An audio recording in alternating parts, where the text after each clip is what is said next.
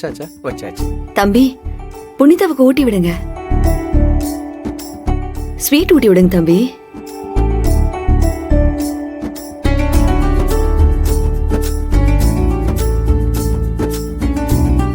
ஊட்டுமா.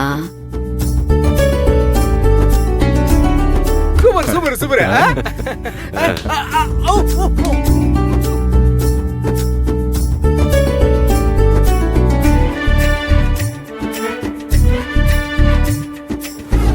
டேய் சரவணா, நம்ம எல்லாரும் புனிதா கபிலும் கூட சேர்ந்து ஒரு போட்டோ எடுத்துக்கலாமா?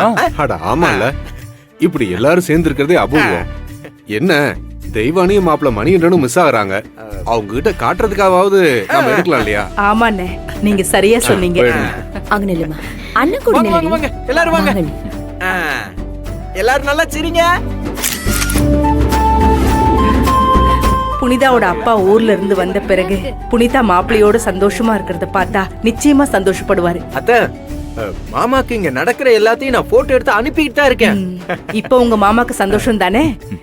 அத்த, மாமா மட்டும் இல்ல அத்த, இங்க இருக்க எல்லாருமே இந்த நாளை எதிர்பார்த்துக்கிட்டு தானே இருந்தோம். என்ன நாள் நெருங்கி வர்றப்ப இங்க நடக்கிறதெல்லாம் நினைச்சு சந்தோஷமா இருந்துச்சு.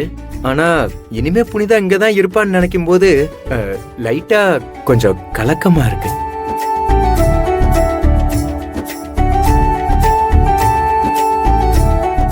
மாமா, உன் கலக்கத்தெல்லாம் ஓரங்கட்டி வை.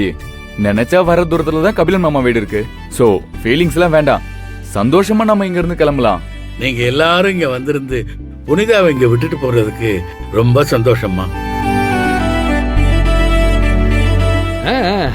உங்க வீட்டுல இருந்தப்போ புனிதா எவ்வளவு சந்தோஷமா இருந்தாளோ அதே மாதிரி இங்கேயும் சந்தோஷமா இருப்பான்.